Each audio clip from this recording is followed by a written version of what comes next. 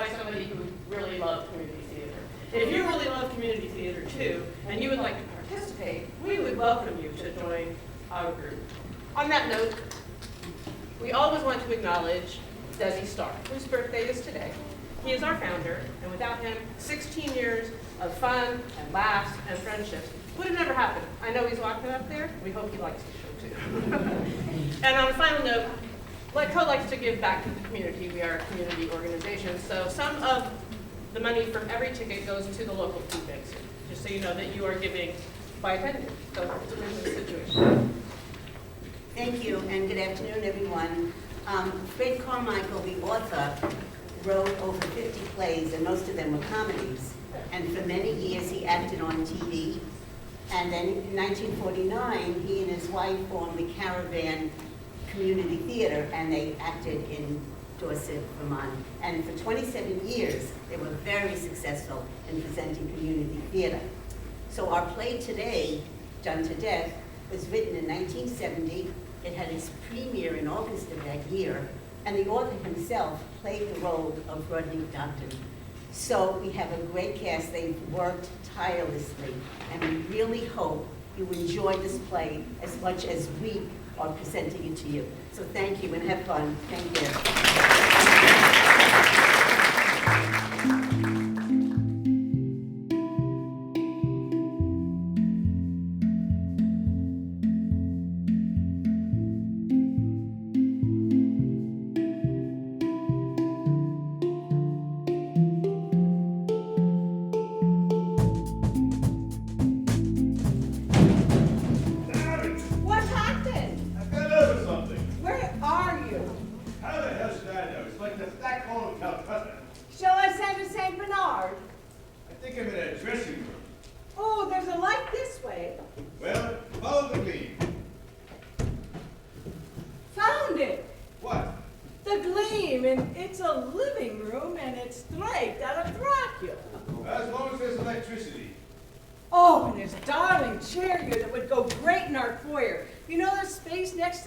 Jessica, darling, I find it quite disconcerting that you're more concerned with the furniture than your lost husband.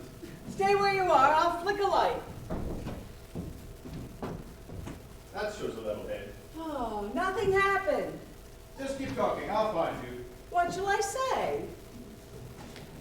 Ah! Oh, you're getting closer. Keep talking. Count. Oh, dear. BN. D27, under the 64, I don't know. Bingo! Oh, darling, you made it after all this time. You found me. Oh, but you've aged. Yes, you have. Silver thread and all that. Now, don't give me any of your outdated dialogue. Just an apology. For what? For not following my advice and waiting till the others got here. Oh, but this puts us a giant step ahead of the others, seeing this place first. Stay where you are. I'll go find a light. You said it didn't work. Well, there's bound to be a light switch, master switch, big enormous lever somewhere. I wouldn't venture out there if I were you. I'll be perfectly fine. There's bound to be a master board. Good. Ow. We're even. I hope you kept up our little cross. Medicare takes you over in January. Ha ha. This place is rather depressing. It's supposed to be. Oh, here it is. Find it? Yes, there's banks of little switches ready. Hold on. How's that? All right. How is it? Marvelous. If I were Laurence Olivier, I'd never forgive you. Now try another. Okay, this is number 5. It's green. You've made me look like Lon Chaney. Okay, here we go. Here it is. I found it. The big, enormous lever. Here we go. Ooh, Jessica, this is a dreadful room. Well, Miss Summers says it's an exact replica of... Oh, my gosh, you're right. I wouldn't be caught dead here. Well, many people have been. Oh, good wit, your sense of humor's coming back. So, now what do we do? Silly girl. Have a martini. Whoppingly brilliant idea. I thought you'd like it. Here, hold these. It does sort of feel like we're in a living room, doesn't it? Yes, but the furniture's all wrong. That's depressing, but it's right for the set, I gather. No, I mean, it's placed all wrong. Hasn't that ever annoyed you? Everything's facing out that way. It has to. That's where the audience is. Oh, I know that's silly, but if it were a real living room, it would be like in clusters. Oh, compensational units, as you call them. That's right. Olive? Naturally. Well, if the furniture weren't facing the audience, then they'd never be able to see the actors' faces. Which might be better in some cases. Naturalistic theater, isn't it called? Oh, like that dreary little thing we saw off Broadway. Parts of it were enjoyable. You're a dirty old man. Granted. But who would have invested in a nude version of Hedda Gabler? Other dirty old men? Not true. What should we drink to? Ah, the project, of course. Good idea. Here's to death, murder, mayhem, and violence. But with sophistication. With sophistication. Now, everything's right with the world. Whitney! Oh, sorry, Don't darling. do that! Oh, dear. But I just had the most chaotic thought. What if we don't like the others? One can't like everyone. But we've signed a contract. It's good money. Oh, Whit, you have exactly the right phrase at just the right time, darling. Even if we don't like the others, even if we despise them, it'd be good to work together again. Me sitting at the typewriter, you pacing back and forth, exchanging ideas. Bickering, you mean? Oh, we don't really bicker, darling. Sometimes perhaps we have a slight disagreement. Like that time you wanted to bury a hatchet in that poor girl's back. Aren't you ever going to forget that? But from us they expect pleasant murders. You know, they would have closed the book then and there. Yeah, pleasant murders like a shot in the dark, a sip of poison, a stab in the back if it's genteel, like with a hat pin, but really with hatchets? You must have been drinking early that day. I was trying to change the pattern. You don't change a pattern that pays off. Paid off. Paid off. But they still read our books, don't they? Yes, in the dentist office when they're through with the National Geographic. Well, we've made more than enough money to be comfortable the rest of our lives. But I have to admit, I am getting excited about working again. I wish the others would get here. I feel rather stupid. You know, we really brought the murder to new highs. I mean, ours was like an art gallery. Yes. Those other ones were like butcher shops. Yes, it's time our style came back into vogue anyway, but as I was saying, I feel rather stupid. Sipping a martini in an empty sound studio. I wish the others would get here. They'll be here soon. It'll soon be bustling with authors. They surely make these sets realistic, don't they? That's the point. I mean, these are just canvas. I could have sworn they were walls. And I suppose the ceilings for acoustics. Probably. Hello! See? No echo. Hello! My voice is changing. Over here, follow the gleam. I'll be right there. Oh, this is a dusty, grimy vault, isn't it? Wait till you get where we are. It's a woman. Must be Mildred Maxwell. Oh, I made it.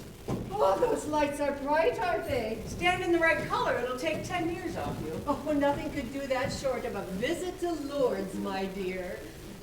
How do you do, Mildred Z. Maxwell? We've read everything you've ever written. Oh, why, thank you, dear. A few million more like you, and I wouldn't have to be here right now.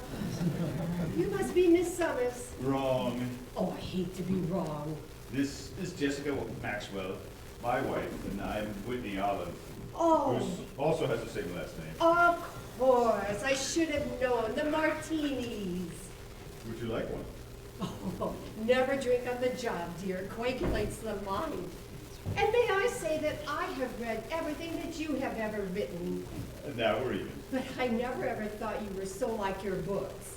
In what way? Well, your murders begin with all of these charming couples sipping martinis, and then everything happens. It's like a trademark. Well, we do try to maintain an image. Besides, we happen to like martinis. Oh, so do I. So do I.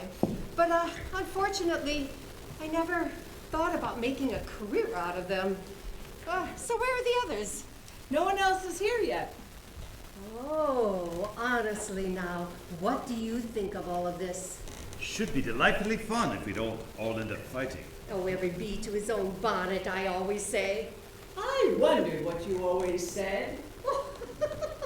you are so like your books. Marvelous. I wish I were. I try, but it just doesn't come off somehow. How do you mean?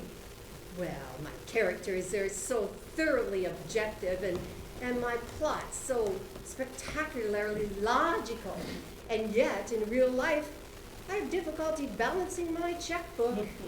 You'd never know it from my stories now, would you? Certainly not. Your murders are always so well plotted. They're somewhat like a geometry problem. Many's the time I've said to Jess that we could use more of your creative ingenuity. When many's the time that I have longed for your comic flair, for the urbane. Whit, I'm going to enjoy this compilation of work together as we're getting along like a house afire already. Respect, that's what every author deserves. Especially authors who are dated. Oh, nonsense. We're not dated. Why, your stories are as alive and thrilling as ever. But we only ever hinted at sex and avoided violence whenever possible. But mine are timeless. Why, there's the unusual murder, the interfering detective, and then you bring everybody back into the room and tell them the answer. That's the way all murder mysteries go. Not anymore, I'm afraid. Take our murders, for instance. All our characters are from the rich, sophisticated, always from the 400. What do you read about today? Every girl is written with bosoms like watermelons and rich, creamy thighs. I never wrote a girl like that. He may have thought it, but he never wrote it. Oh, we'll come back, my dears. Why, even that sexy super CIA agent with all of his weapons is out. I bet that Brad Benedict hasn't sold more than 1,000 copies of his latest. Well, I get my royalty statement next month, but I think you may be right. Well, there I go, sticking my foot in it up to my knee. It's all right, it's true. How do you do? Oh, I know who you are, both of you. You're the Olives. I've always loved that name. Goes so well with martinis. And Miss Maxwell, it's a pleasure. And you're Brad Benedict, the author who brought the transistor radio to the pencil and the camera to the cigarette lighter. Well, that was some time ago. Oh, we're complimenting each other on our murders. Care to join in? I'm expected to compliment my idols? Oh, I like that. I mean, without you stalwarts of the murder mystery, I never would have had my short-lived career. I mean, I owe everything to you. Yes, that's a nice speech, dear. Sit down and join us. And have a martini. With pleasure. A handful, please? Don't underestimate my wife. Jess, a glass. I always have a spare for guests. Jada Summers isn't here yet? No, not yet. It's just been the three of us. But we have come to one decision, and that is that they may think that we're going to fight, but we are going to collaborate peacefully and make a fortune. I'm all for that. Just to clear the air, though, dear, there is one thing about you that I hate. Oh, it's not your modern style of writing. You have a dynamic flair. But it is, well, it's your name. What's wrong with it? It's the two B's. I hate alliterative names. What about yours? Well, I predate you. Well, Mildred, I heard that you switched your name. I read it somewhere. A damned Reader's Digest. Yes, you were Mildred, Zelda Mildred, and you changed it to Mildred Z. Maxwell. Yeah, besides, Brad Benedict is my real name. Actually, it's Bradley Bruce Benedict. Ready for that? I concede. Well, here's to you. This is good. I mean, you never get them quite dry enough these days. Whit has the secret. Which is? Well, I pour gin in a thermos, close it up, and then whisper the word vermouth from the other room. Yeah, say, this is quite a rotten old place, isn't it? My agent said that it's the exact replica of the one on the island. We're going to shoot the script here. After we write it, Well, I hope we write quickly. I hate to belabor murder. I once did one of my most successful books, The Case of the Golden Monkey in 6 days. Wow, you must have worked nonstop. I had hives and I couldn't sleep. Well, I don't see why we can't pop this thing out in a few days. I imagine they just want a little of each of our styles to appeal to everyone. Yes, some producer's bright idea. Oh, my dears, we'll show them that we're not through yet. Show who? I think we're being stood up. Oh, they should be along now soon. Only Summers and Ducton left. Say, whatever happened to Rodney Ducton? That sounds like a movie title, doesn't it? Whatever happened to Rodney Ducton? No, I mean, I thought he was dead. Oh, no, I don't think so. I read the obituaries every morning. Sign of age. Now, he's one author who changed styles, all right? After all those horror movie things, suddenly in the 30s he went to Jack Club. And made a mint on all those hard-hitting private eye stories. I bet he retired to an island in the Caribbean. I hope he has a nicer house than this one. The real this one, you mean? Ooh, she's getting cryptic. You know, there is something about Ducton's books, though, that I really do like. He has a shock element to him. Yes, it kept the readers awake. Yes, you never really knew when things were going to happen. Surprise! Oh, I'm sorry. I didn't mean to frighten anyone. I just wanted to make an entrance, so I came this way. Miss Maxwell, what a pleasure to see you. I was rereading one of your books, The Case of the Black-Eyed Turtle, just the other week. I do admire your structure. I wish somebody admired my structure. I do, darling. Oh, thank you, darling. Mr. Ducton, after all these years we finally meet. I'm Whitney Allen, and this is my wife, Jessica. Tremendous fan. I'm a tremendous fan of yours. And Miss Maxwell, you seem to know. Oh, yes. You know, I saved the cover from Time magazine with a story about her. It was 20 years ago, and she has changed some. When did you leave Shangri-La? I detected a note of bitterness not apparent in your writings. Oh, and this must be Brad Benedict. How do you do, sir? It's a pity. What is? Well, you are me. I mean, you're younger, of course, but you took what I wrote in the 30s and added some transistors and undressed a few women and made astonishingly good royalties, you know, for a while. That was some time ago. You know, I understand we're all going to be working together. I can't wait to be starting to exchange plot lines and ideas. But when do we start? Oh, if one more person says it, I'll take a cab home. Good evening, everyone. I'm Jada Maxwell. Jada Summers, the woman who contacted your respected agent. Well, it's about time. I've been waiting for you. I purposely came in a little late to allow you to get all acquainted. Clever idea, wasn't it? Actually, I can't take all the credit. The vice president in charge of new shows suggested it. Why not? They'd get jealous. They'd find out. You know. I don't. Now, shall we get started? Yeah. Okay. Good evening, ladies and gentlemen, and welcome to WMT Studios. Who is she talking to? I don't know. It is our pleasure to invite you to join us in a short experimental evening in crime. She's not talking to us. Down through the ages, murder and mayhem have fascinated each and every one of us. Maybe she's psychotic. So tonight, we have brought together the outstanding writing mystery writers of their time. Miss Summers? It is our idea. Miss Summers! Excuse me. Yes, Mr. Ducton. Yes, we were all wondering just one thing. Who the hell are you talking to? To the audience What audience? out there. Good God! She's right there. There are people out there. Lots of them. Oh, I look a fright. My God. Oh my gosh. Didn't your Is this a authors- joke? No. Didn't your authors tell you there would be an audience? Certainly not. I would have worn a black tie. What is the meaning of this? Perhaps it's an oversight on my part. However, there's no harm done, is there? This is just an experiment, more of a game, really.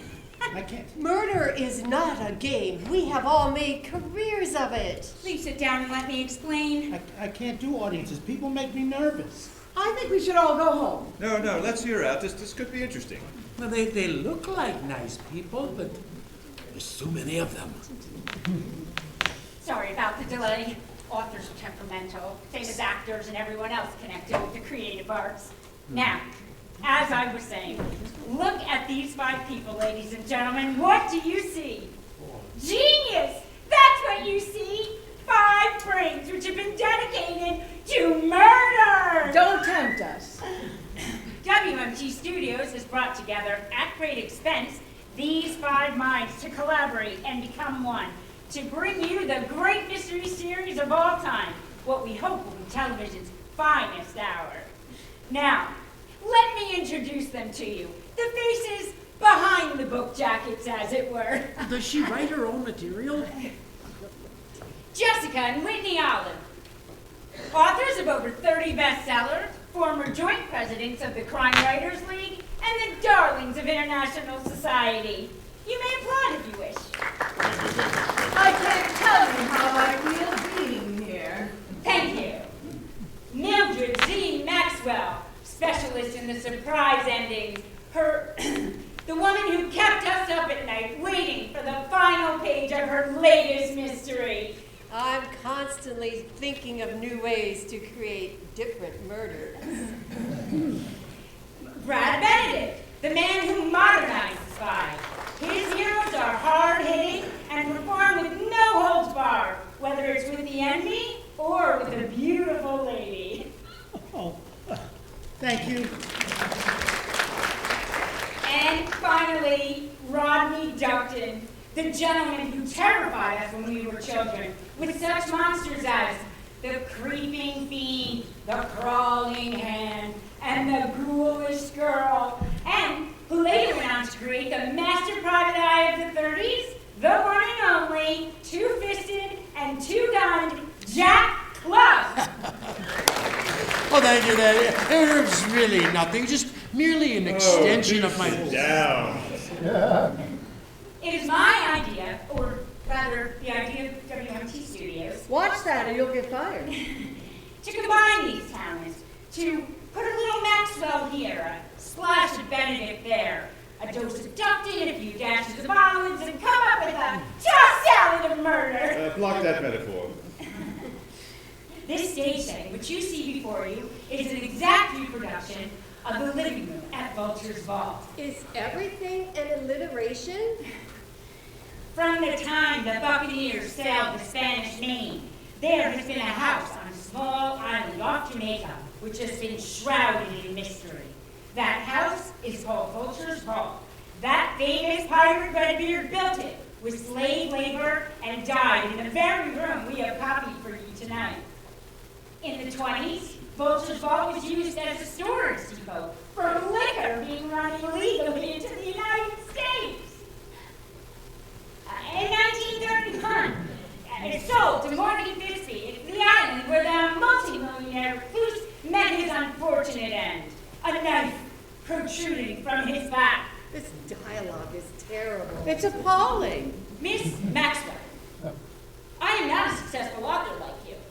Your turn will come. If she doesn't shut up soon, the audience is gonna leave. Hang on, it can't get much worse. If there's any reviewers out there, that's what's known as a quotable line. As you can see, we're all very formal at this gathering. Tonight, our authors will get acquainted with one another and their working methods. It will just be a little fun. I hate games. I'd rather fancy myself at cribbage, but, Mr. Duckton, sorry? immediately following the show, our 5 authors will be flown to the Caribbean, where tomorrow they will travel by small boat to Vulture's Vault.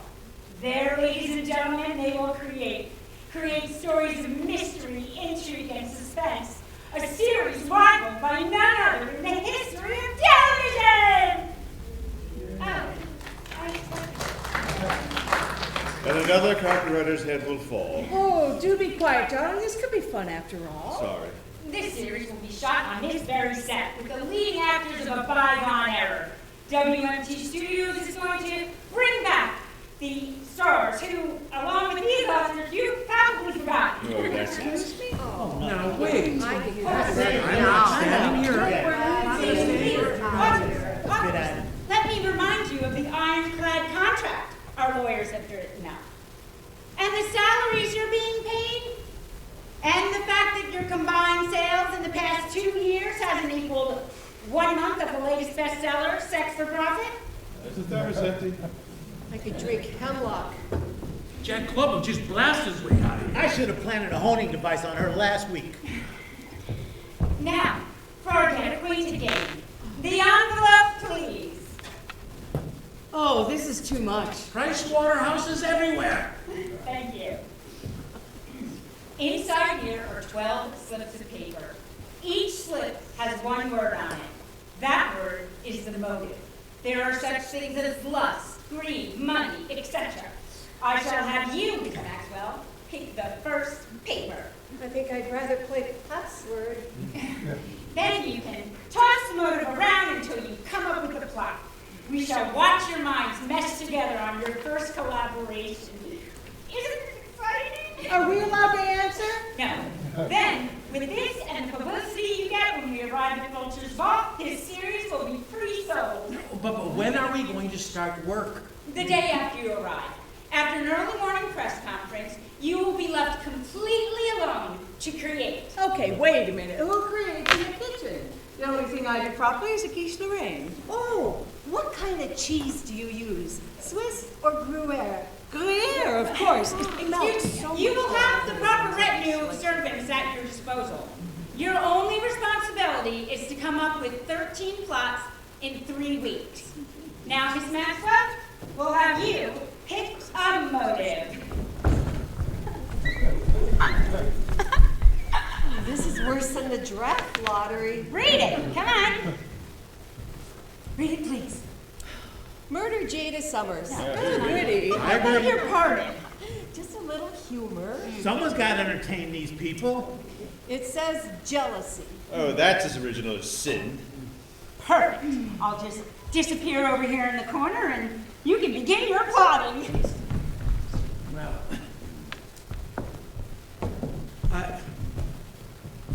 I can't just sit here and think up a plot. Do my best work early in the morning. It takes me weeks of slouching in a chair before I can come up with something workable. This is crazy. If any of you out there want to go out and have a smoke or something, we'll ring a bell when we come up with a good jealousy plot. I'm jealous of anyone who isn't here. I have a plot that I've been kicking around a bit. I could give it to you and we could toss it around. Oh, there's that salad again. All right then.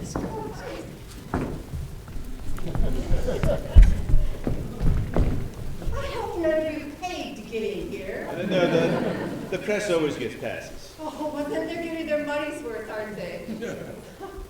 Well, the plot that I'm creating here, and I've already completed the middle and the end. Oh, by the way, I hope that you have all read my books. They're available. Oh, no. Miss Maxwell, no commercial, please. All right, dear. All right, here's my plot. We have the usual husband, and he's married to a wealthy woman. She is rich, prominent, and a bitch. Oh, may I say words like that? Censorship is at an all-time low. However, on this show, we simply call her a bad woman. Oh, all right. The wife is a bad woman. She doesn't like her husband anymore and plans to divorce him. But this will leave him without anything, and so he plans to murder her. Nearly new and fresh. really? Yeah. That's it.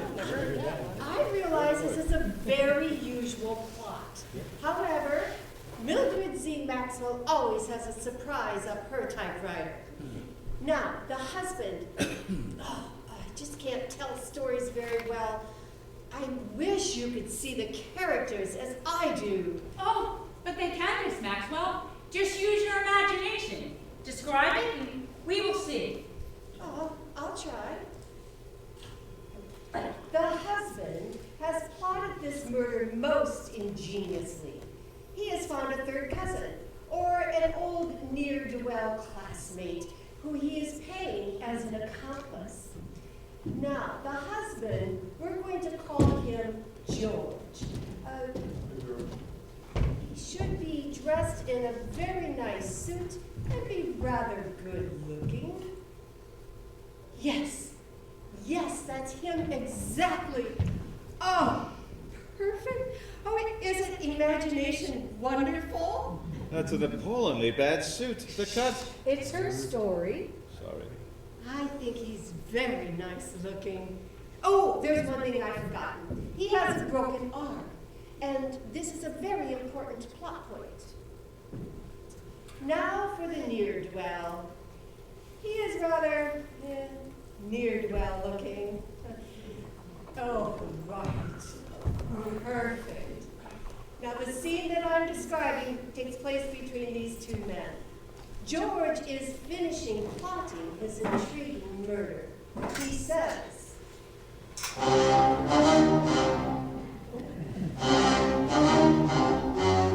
And that's all you have to do, huh? Now here's your plane ticket to Chicago made out in my name. Now, you sure nothing can go wrong? I have worked out even the smallest detail. I haven't yet, but I shall. You will wear that cast in the sling. That will make you immediately identifiable. You get on the 11 o'clock plane, you slouch down, you pretend to sleep all the way.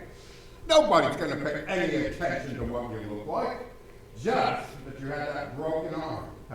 Tomorrow morning, there'll be some 80-odd passengers who will swear that I was on flight 752 at the time of the murder.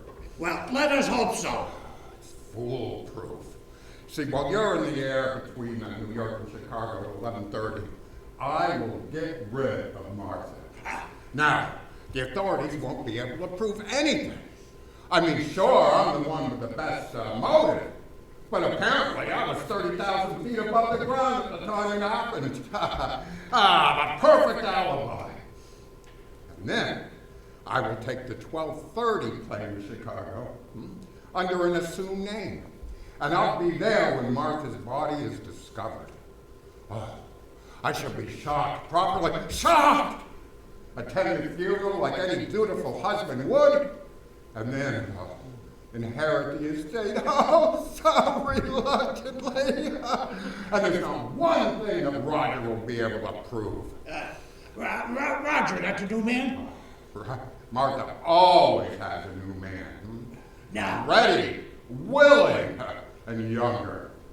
now, you sure they can't connect me with you in any way? How could they, huh? I mean, as far as anybody knows, we haven't seen each other in 30 years. Well, there's one thing you overlooked. What's that? The money! It's all here. Well, I'll be thinking of you at 11:30 tonight. I'll be thinking of my future!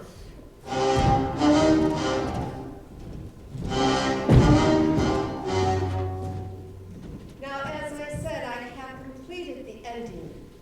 It is 11:30 at night, and Martha, the wife, is at home. She should be dressed in a negligee. They almost always are. And she should be lovely, but a trifle hard-looking. Oh, yes, that's our Martha. Oh, perfect. Perhaps she is speaking to this Roger. Yes. Roger, darling! Oh, wait. We need some atmosphere, a radio, something to play soft music as counterpoint to the scene that we know is coming. Can we have a radio, please? Anything you wish. Radio! Oh, such service. Why, thank you. You're welcome. Oh, it should be playing music. Hey, Johnny, let's have some music.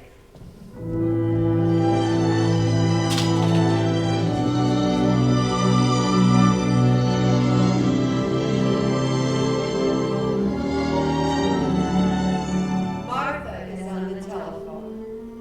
He's gone. A quick divorce and you and I will be together. No, he leaves on the 11 o'clock flight from Newark Airport. Poor thing won't be able to carry all that luggage with that broken arm of his. He'll have to tip a sky cap. That will really hurt him. What? Oh, Mexico, I think. Divorce is overnight. Oh,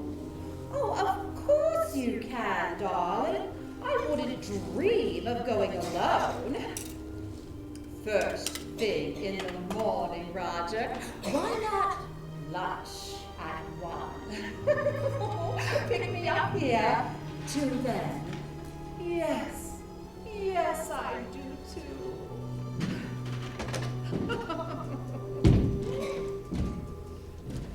Hello, is someone there? Hello, Martha. What are you doing here? Did you get drunk and miss the plane? Not at all. I have never been so sober in my entire life. You know, I don't think I've ever seen you sober. Well, take a good look. You are sober. Oh, is it because you have to buy your own scotch now? You can get out. I've had my last look at you. Right you are. And what does that mean? It means I'm gonna kill you.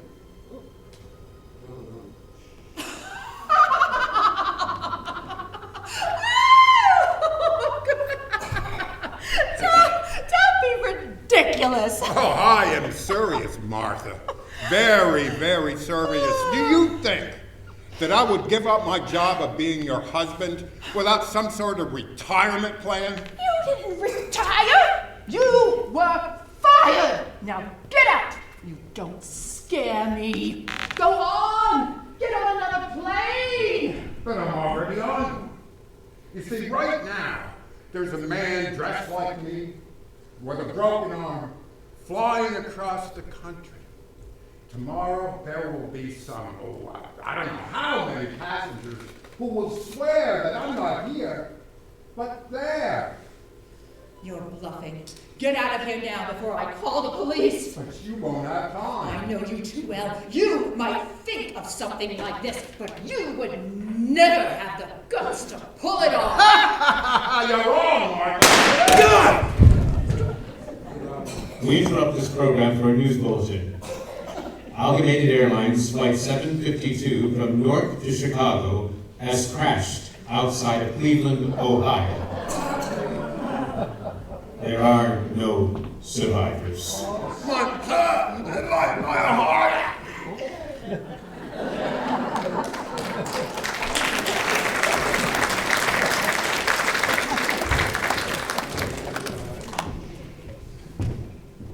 Surprise ending!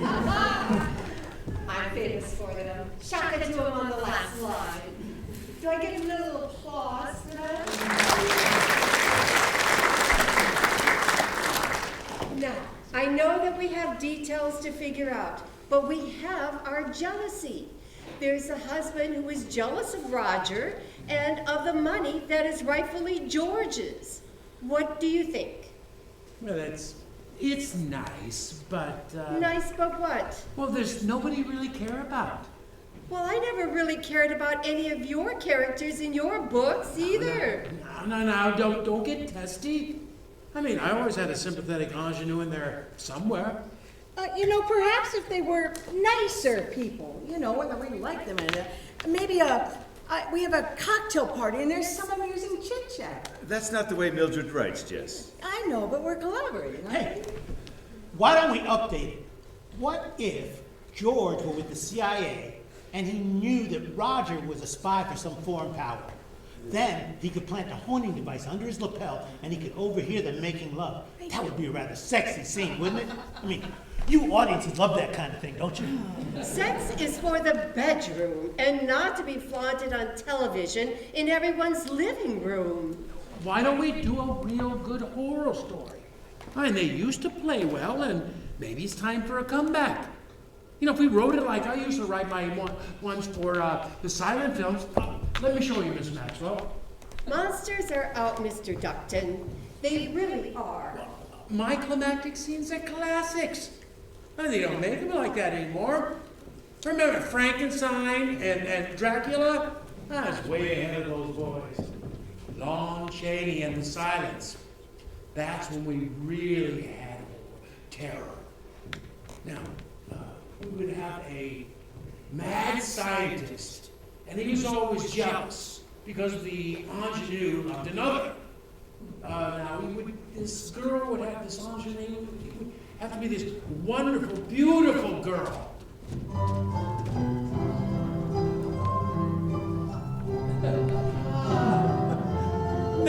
magnificent. Now, the mad scientist would always be jealous of her, and he would ask for her hand in marriage, and if refused, he'd call out the monster that he had created to kill her. Now, you'll note that the ingenue never sees the monster till the very last moment. Suspense! Now, the mad scientist. But I must admit that I don't believe I can conjure up a mad scientist quite as good as what I can play by myself. Wouldn't I do that? We're always acting things out. Yes, I fancy myself the John Gielgud type. Really? I hadn't noticed. Please, quiet. Now, you will have to remember that I don't think these plot lines in terms of the silent movies. You know, with those wonderful title cards? You know, dialogue is so unimportant. Music provides the atmosphere. Music!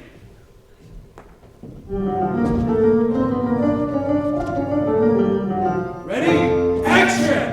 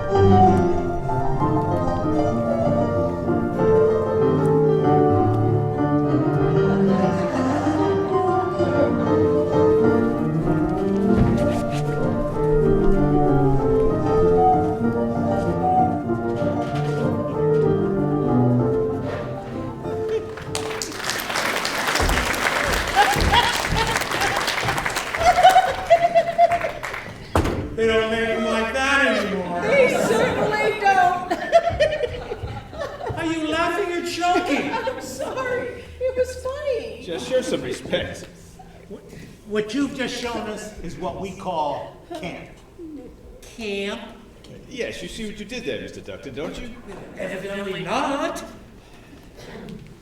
What you've really done is a parody of your own work. To have the audience frightened of that, they'd have to have the audience of that era. You're not that old, are you? They have changed, haven't they? The problem is, so have you. When you switched from all that horror genre into Jack Club, that started the whole era of hard-hitting detective stories. But that would be a parody now, too. You really think so? Of course, I'll show you. I don't think I want you to. But I'd enjoy it. I've been quivering on the sidelines, waiting to get into the act. Mr. Dutton, Jess and I will show you just what your Jack Club would look like now. Ooh, goody. I'm a marvelous actress. Well, do you really think that this will accomplish anything? Well, give them a chance. When can we do it on our own? We may need a figment or two, like the others, but yes. Now, I'll be Jack Club, you be the usual girl, all right? Ladies and gentlemen, I feel I must apologize to you. What for? Well, this isn't what we had in mind. This is more of a happening than a murder seminar. You haven't even collaborated yet. Oh, sit down. You brought us here, now let us do our thing. This isn't what I had in mind. Jack Club stories always start with the narration setting the hard-hitting scene, as it were.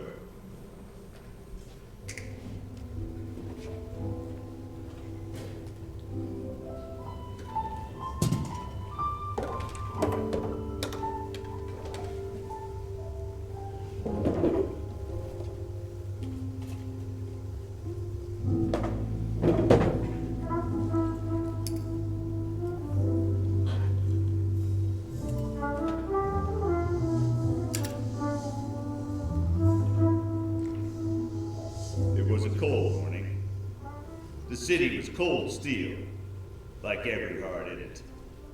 It had been a rough night. Violence was my friend. My name is Jack Club.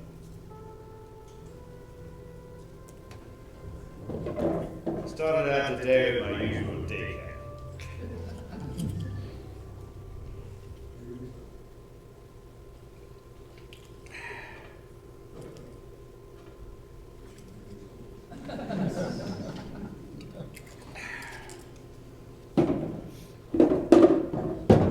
I felt a tight knot in my gut.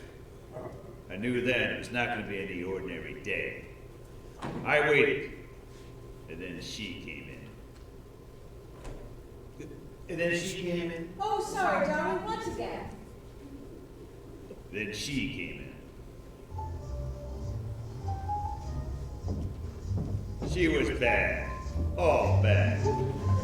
Her lips wore a crooked smile.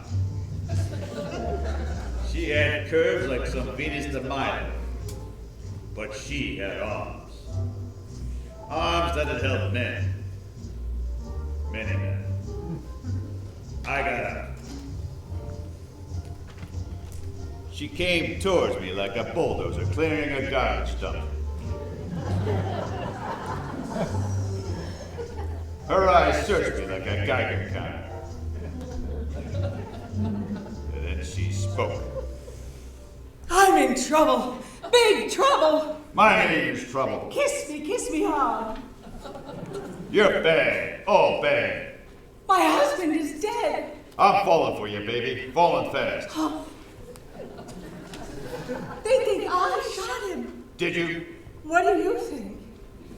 I think you're bad. All bad. It was his stepdaughter, Stephanie. She's just my age, and she was threatened and shot him because he was going to give all his money to me.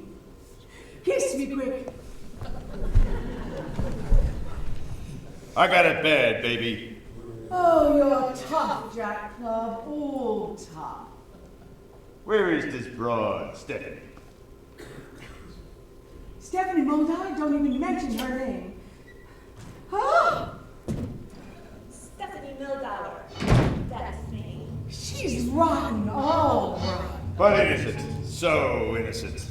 That woman killed my father. It was her, all her. Believe me, please believe me. I do, baby. What about us? Our love, our desires. It's over. All over.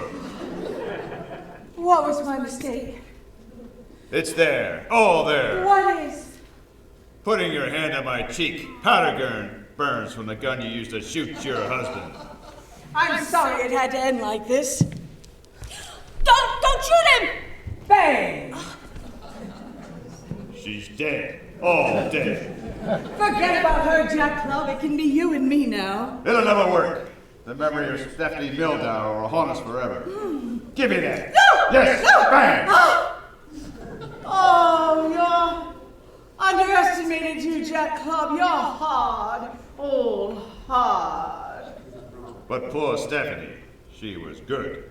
Oh, good. Jack, I love you. Let me go with a kiss. Oh. Oh.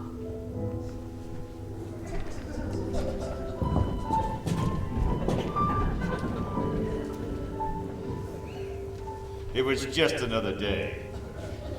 I'd found two loves and lost two loves. The sun set. The city was cold steel again. My name is Jack Club.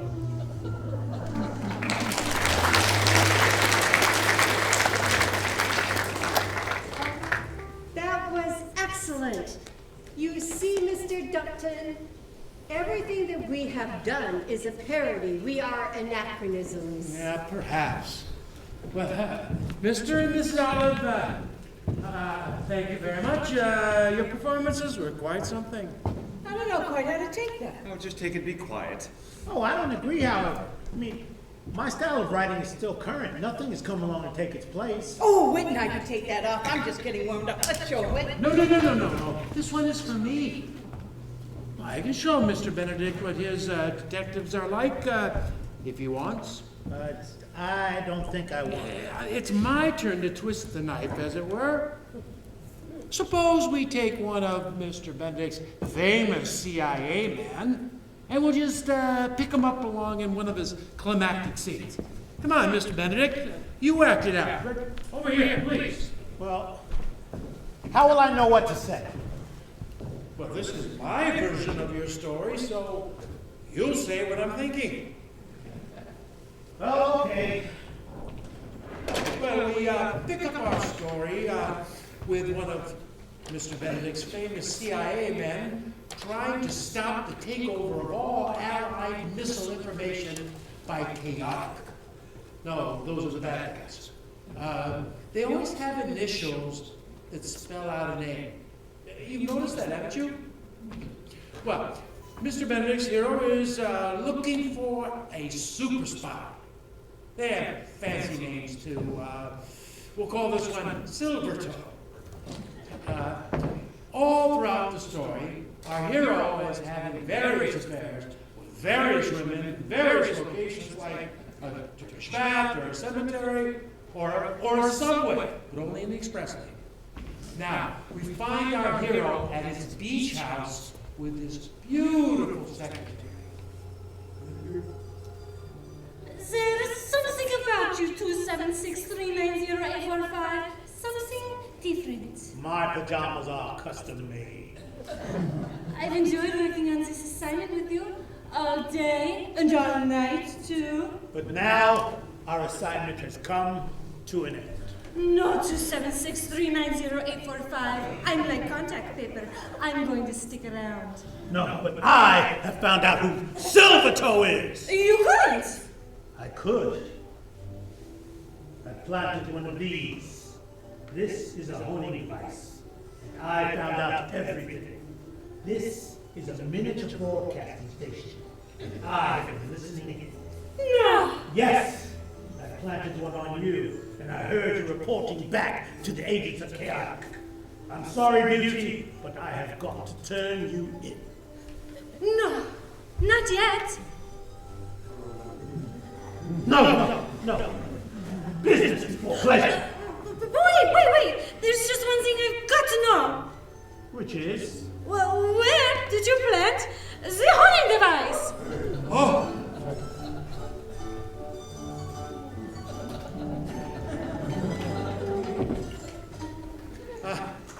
Well, there you go, Mr. Benedict. Well, at least she was wearing something. Is that not how my story seemed to you? Well, your detectives are just as ridiculous as mine, if you play them that way. Oh, don't stop, Mr. Ducton. Please, do go on. No, but that's the end. Where is the homing device hidden? I haven't the faintest idea. I don't write stories like that. Spoil sport. Oh, now we've sort of fallen off course here. If we keep jabbing at each other, we'll never collaborate. What you all need is a drink. Actually, you've run out of your allotted time, the unions, you know. The limousine will arrive in 20 minutes to take you to the airport. This is all rather stupid, don't you think? We're supposed to fly down to some island and then we're going to stay in some dreary hotel, take a leaky boat over to this island, and then there's a house that looks exactly like this set. Why don't we just stay here? Exteriors. We'll need some outside shots, although most of the action will take place in this room. Then there's the press. They'll be out there Friday morning to take pictures of you inside the house. Feature stories, you know. Publicity is going to sell the script, not your whoop. I didn't mean to say that. Oh, but you did. I suggest we call this whole thing off and disband until the limousine arrives. Frankly, I don't see how we're going to get any further than we have already. I agree. Well, maybe if we stop making fun of each other's individual styles and we focused on what we have in common and the things we do best. That's what we should focus on. I agree with you wholeheartly. Let's go get that drink together. Oh, there's a festive-looking lounge across the way. Well, that means we'll see you in the limousine, Miss Summers. Yes, in 20 minutes I shall fly with you to the Caribbean and go directly to Vulture's Vault to begin preparations. We wouldn't dream of you having to take the lunch tonight. Yeah. Well, thank goodness. I get seasick in the daytime. Wait a minute. Thank the audience. For what, darling? For coming. Well, we didn't invite them. Thank you anyway. Same here. You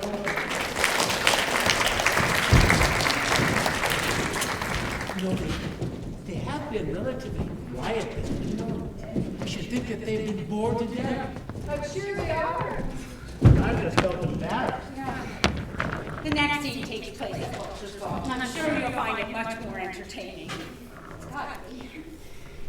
I really must apologize on behalf of WMT Studios, but at least you got to see how these series start. I don't know what else to say. But, oh, I hope the stage manager hasn't left. Lights! Thank goodness.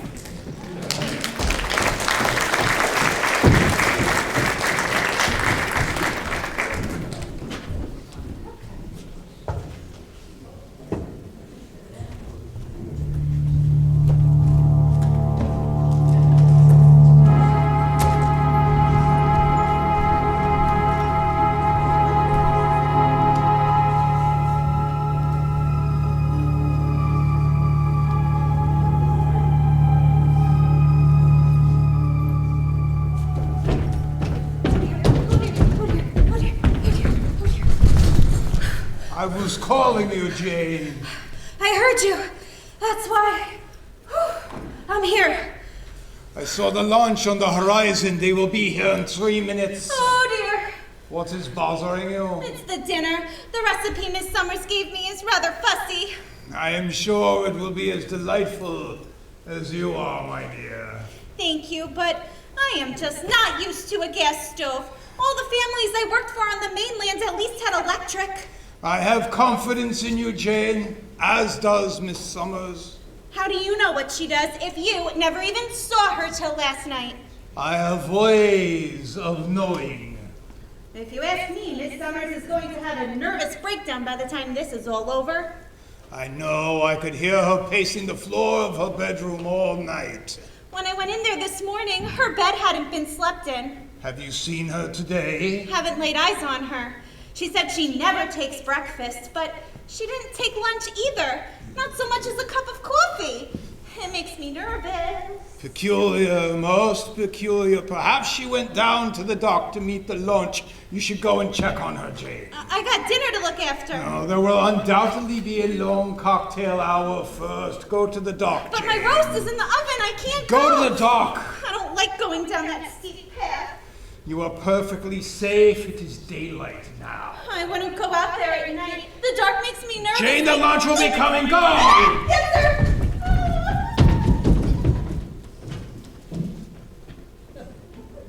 You don't belong here. The authors will be arriving soon to fulfill their commitments. But they don't know what they've committed themselves to. That is for them to find out on their own. You disappear. Good. We are alone now.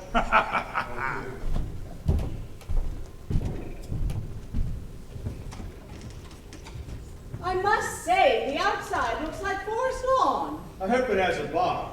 Are you all right, Mildred? Oh, I'm so queasy from that boat ride. Oh, that's something I've never been bothered with. A weak stomach. Well, bully for you. Well, in my books, they would have flown us over here in a helicopter. Wow, Miss Summers was right. This is exactly the same. Exactly. Incredible what such designers can do nowadays. Yep, these are real, all right. No canvas.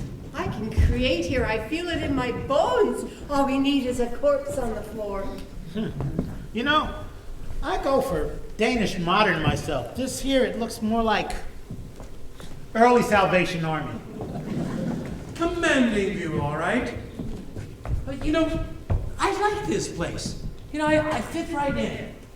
I wouldn't brag. Oh, wait, darling, look! It's the same present your Aunt Jenny gave us for a wedding. Who would have thought there's two of these? I'm a little concerned about the reception we got. That lovely creature met us here, then scampered off to the back door.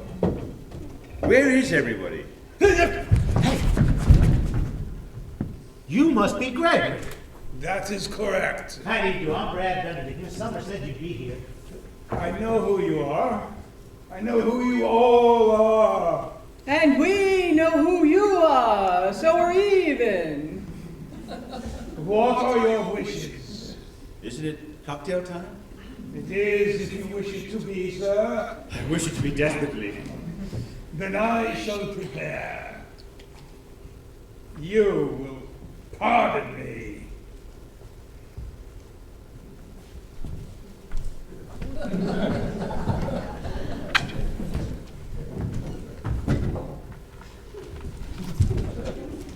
That's a creepy one, isn't it?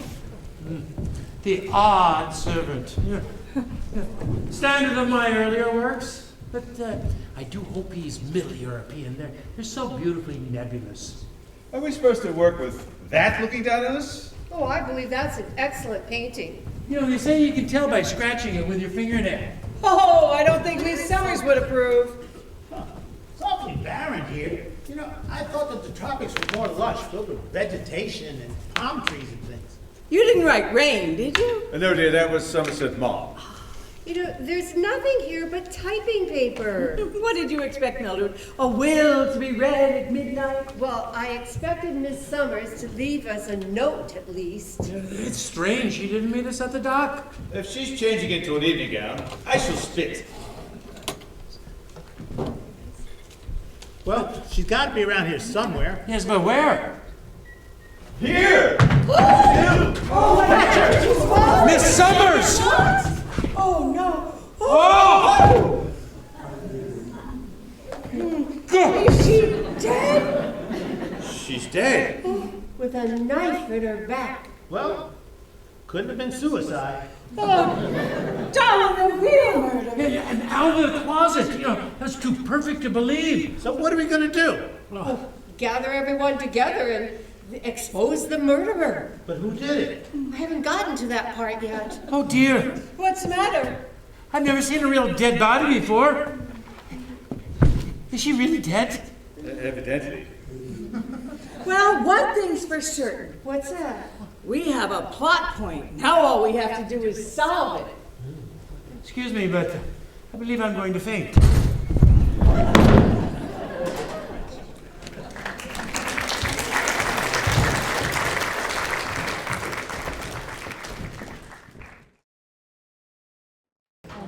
Here, try this, Rodney. It's a stimulant.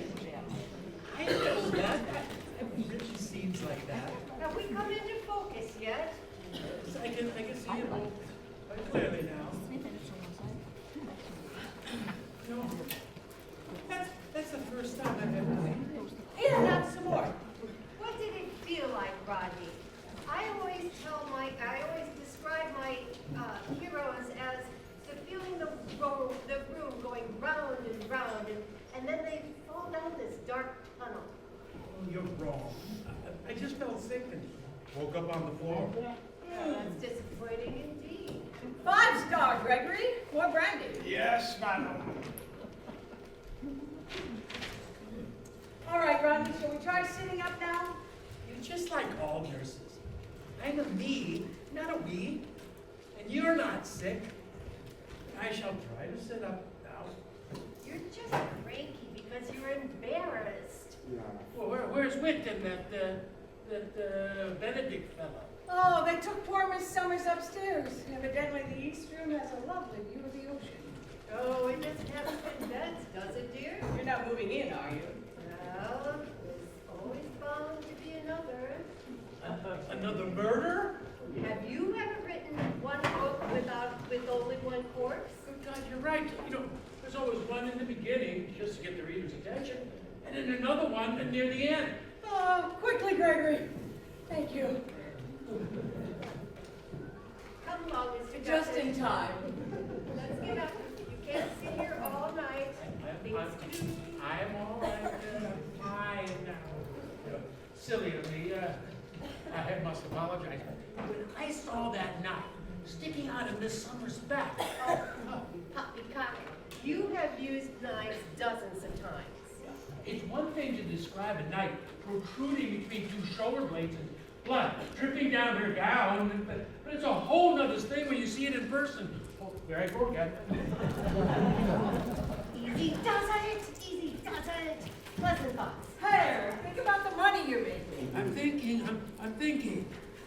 Where's the brandy? There's bound to be brandy. There always is. Oh, it's 5-star, Aline. Gregory. Yes, madam. Well, Miss Summers is lying up there very peacefully. It almost seems as if she's, oh, for God's sakes. What? I was gonna say it almost seems as if she's asleep. I stopped writing lines like that back when I was at NYU. You know, carrying her upstairs just now was very interesting. No, I couldn't be more pleased. No, seriously, my characters always have they're whipping bodies around like they're toothpicks, but she was damned heavy. Well, maybe you're not very strong. No, I tell you, she was a dead weight. This is no time for levity. Wait, drink that. Sorry, darling. But she really is dead, isn't she? Well, if you'd help us carry her upstairs instead of fainting, you'd know. I'm sorry, I couldn't help you, but... No, don't worry about it. I mean, I am a lot younger than you. It's not necessary for you to keep bringing that up.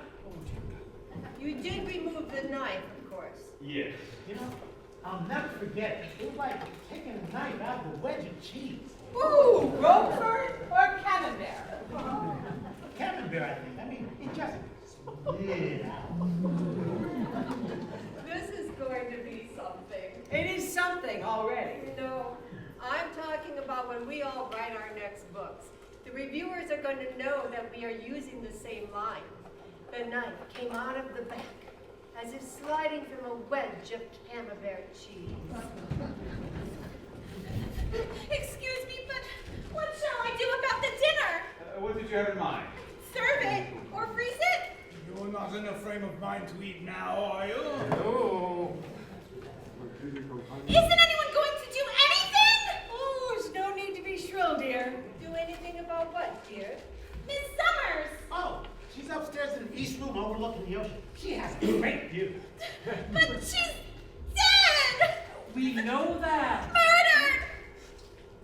Are you all just going to sit there? Jane, you must control yourself. Oh, very good, Gregory. That's what we always need when the ingenue gets hysterical. You must control yourself. Do you write? No, Miss Maxwell.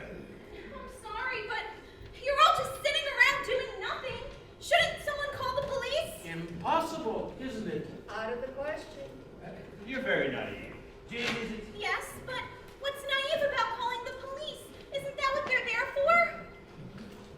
We can't call them. Why not?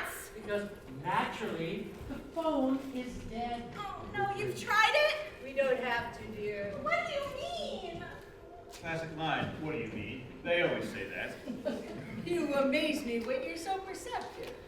Pardon me, but how do you know the phone is dead? Shall we explain it to her? All right. Jean, we were invited here.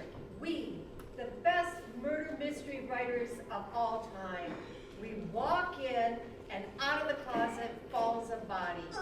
Now, do you really think that one of us is going to the phone and call the police on the mainland? Out of the question. The phone is dead. It has to be. But this isn't a story. This is real. We know that.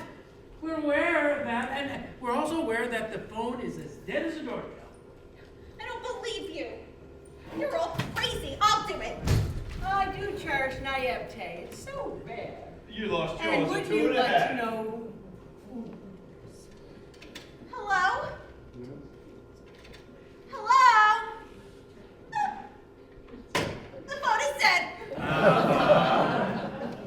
Now that we've lost about 10 lines of dialogue, let's get back to it, shall we? Any suggestions? Well, I don't suppose any of you has a pencil radio. I don't even have a pencil. Yeah, but in my books, we take out a pencil, we plot the antenna, and then we talk to the CIA or somebody. And maybe that's why your books aren't selling very well anymore. It did a hell of a lot better than yours did last year. I'll have you know. Now, wait. We need to stop bickering. We have to have respect for each other, remember? Yes, of course. I'm sorry, Miss Maxwell. I have always bowed to your politeness. Thank you. And I've always thought that your ingenious devices were marvels. Well, thank you. Fantasies, but marvels. They do have pencil radios, you know. Perhaps they do, but it is cheating using all of those gadgets. Now, listen. We've all ascertained that none of us has a pencil radio, or a laser beam, or a ray gun, and that Mr. Benedict is not going to self-destruct in 5 seconds. So what are we going to do? Drink? Marvelous idea. You know, you two stay in character perfectly, don't you? Well, we do try. I suggest that we have some food before you two get blotto. That sounds a trifle vulgar. Oh, no, I agree wholeheartedly. Jane, can you put together a small tray of sandwiches? There has to be something out there that you can slap between 2 pieces of bread, just to tide us over. Yes, Miss Maxwell. Thank you. I hope she's not going to try slapping caviar. It sounds mushy. I think this kitchen's definitely salami. Oh, do you think you might have some cottage cheese? Hey, your Jack Club would eat a raw steak after he took it off his eye. About the cocktails. I shall prepare cocktails if you wish it. Gregory, do all butlers eavesdrop? In your books, madam. Touche. Martinis? Excellent idea. I've got a bottle of Bombay gin. It's in my leather initial suitcase with my luggage. I have already brought the bags in, so I've taken the liberty of putting the Bombay gin in the pantry. We only have Gilbey's. Gregory, you are a true gentleman's gentleman. Thank you, sir. Well, now that we've solved the nourishment situation, what next? Well, somebody has to be in charge. Somebody has to start the questioning and discover the clues and things. Correct. Yes, which one of us? Hey, Well, Britt and I are a team, so we're out. why not you, Rodney? I mean, you do have seniority. Would you quit harping at my age? I was referring to your experience. Oh, well, then I believe that Miss Maxwell is slightly older. What's that, dear? According to Mystery Writer's Who's Who, you predate me by 3 months. Oh, that's only because of my first book. I lied to the editors. I wanted them to think that I was more mature, so I told them that I was 20 instead of 18. Then it's settled. Rodney, you have the floor. That always sounds so stupid. You have the floor. What's he supposed to do with it? Polish it? Mrs. Olive, there's a time and a place for your celebrated wit. But this is neither the time nor the place. If I am going to be in charge, then I need a moment to think. Plunge ahead. That's what I always say. If you're going to sit in front of the typewriter for half of the day, staring out the window, you'll get nothing accomplished. I always close the blinds. Please, quiet. I need to assess all that's happened and begin the questioning. Now, obviously, none of us did it. Well, that means that it's either Gregory or Jane. She's too young and naive to be true. But he is the odd servant. Odd servants are often murderers. Now, I'm somewhat of a genius when it comes to mystery writing. Never fooled myself. It's a fact. I am a genius. I invented Jack Club. If I would just act like he would act, then all these problems would be solved quickly. Now, he would know there's something rotten about those 2 servants. It's too difficult to get domestic these days to have 2 of them just sitting around on an island. Now, what I need to do is to eavesdrop and find out what they know. If I could just get them alone. I got rid of the other ones already. Good. Now, to get the odd servant and the naive girl back in here. I hear them coming. You can't beat imagination for getting things done quickly. I'll just slip in over here. Now, remember, you're tough. Tough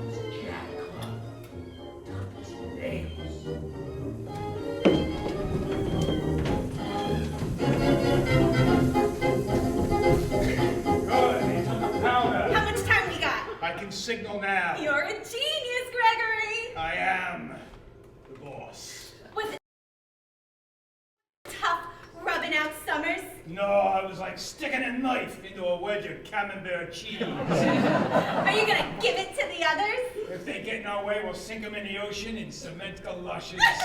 Let's do it anyway, just for practice. Get the ice first, then we'll have fun. 500 clams and uncut diamonds, emeralds, and rubies just sitting out there in a dinghy. The greatest heist in history, and they said the crown jewels couldn't be stolen. They reckoned without the boss. But you blew it. What do you mean by that? Ow, you're hurting me. Ow. You hurt the one you love. You're racist with me. How did I blow it? Them writing people coming here. You didn't figure that. Oh, no sweat. Summers came first and got the camembert cheese treatment. Now I can signal from the tower. The boat comes in bringing the diamonds. The copter is due at midnight. And then, hon, we're off. Anywhere you want to go. Rio, Capri, Mystic Island. This is it. One big heist and then it's easy street. In 30 minutes, they'll be in my mitts. The jewels. Ugh, I love the way you say that word, jewels. You hang loose, hon, and remember, you're mine. All mine. The jewels.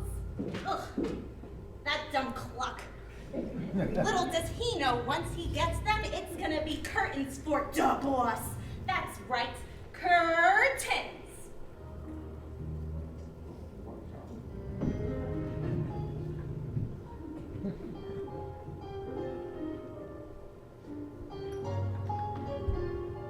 Hiya, baby. Who are you? They call me Jack Club. Jack Club? The private eye? You tagged it, baby. How did you get here? Swam. You're tough, Jack Club. All tough. That's what they tell me. Now, let's level. Them jewels is going to be here in 30 minutes. You heard? I cleaned my ears out with the barrel of my .22. What are you gonna do? Them jewels are going back to the Queen of IX. Oh, no. And you, baby, Yes? get ready to get blistered. I hope you got unguentine in your lipstick. Ah, What the hell do you think you're doing? kissing you, baby. Kissing you Well, hard. just lay off. What, you didn't like it? You're a dirty old man. Oh, come on, baby. Ugh, I'd just as soon kiss a dried sponge. You're not supposed to say that. It's not the way it goes. Everything's going wrong. The boss and I get the jewels, and you get a shiv in the back, same as Jada Summers. Oh, so you lured her to your death, huh? I can see it all now. You got her in the room. You turned her around, and Gregory knifed her in the back. Smart, ain't ya? I can't resist ya. Too smart to fall for that line, baby. Damn it! You wouldn't give me a kiss, even if I begged ya. Not after that dried sponge bit. Come on, I was only fooling. I like antiques. Well, since you can't resist me, maybe just one little smacker so you'll have something to remember me by when you're in stir. Ha! God damn it! Jeez, that hurts! It was supposed to. I mean, that really, really hurts! Why doesn't he fall down? He's got a head like cement galoshes. I mean, I never thought it would be like that. When my characters get hit in the head, they just shrug it off and go into a fist fight. And that really hurt! What is Ow! going on down here? Who is doing all that yelling? An intruder, Mrs. Olive. I'm afraid I had to resort to violence. Who are you? Jessica, please! Oh my God, it's Jack Club. Thank God. I have unguentine in my lipstick. He's the murderer! Him! Gregory! And she's his accomplice. And my head hurts! No, Mr. Club, it's never the servants anymore. That's passe. Well, all right. I'll prove it to you. See for yourself. Go over there. All right, Jane. This is the showdown. Now you can take him and the jewels, or me, Jack Club. Without the jewels, no woman can resist. I'm tough. Tough as nails. Okay, baby. What's it gonna be? Well, she's got no choice at all. Here's my answer, old man. Give me that. God! She shot me! I mean, she actually shot me. And it really hurts. God, I never thought it'd be like that. I always write hot lead ripped through his shoulder, but it's not like that at all. How can my characters keep going on? They'd have to go to the hospital for weeks and get workman's compensation. No. I never thought it would be like this, but I always thought I was a realistic author. With all this head-hitting and getting shot twice in a book, well, that's just another thing altogether. No, I am not for reality. Now, there's only one thing for me to do. Now that I'm faced with a real murder, and that is to shut up. How much longer do we have to wait for you to assess the situation? Well, I have come to a conclusion, and got nothing to say except the butler did it. The butler. Gregory, that's much too obvious, old man. Don't call me old man. I wasn't referring to your age. It was a term of endearment. Don't be so sensitive. Yeah, in my books, we didn't have butlers. That was from a different era. Mark my words, the butler did it. Cocktails already. It appears that the only thing the butler did was to make drinks. I wouldn't drink one of those. I would and will. Well, have him take a swallow first. Nonsense. You've got a Roman emperor complex. Still, Rodney may have a point. Gregory, would you mind, sir? If you wish, sir. I prefer not to drink on duty, but since you have asked me. Not too dry. Perfection, sir. I shall serve them. Thank you, sir. Satisfied, Gregory? Well, maybe it's slow-acting poison. Give it a minute. Then we'd hear a gurgling gasp, wouldn't we? Gurgling gasp. Alliteration. I like that. What do you suppose a gurgling gasp sounds like?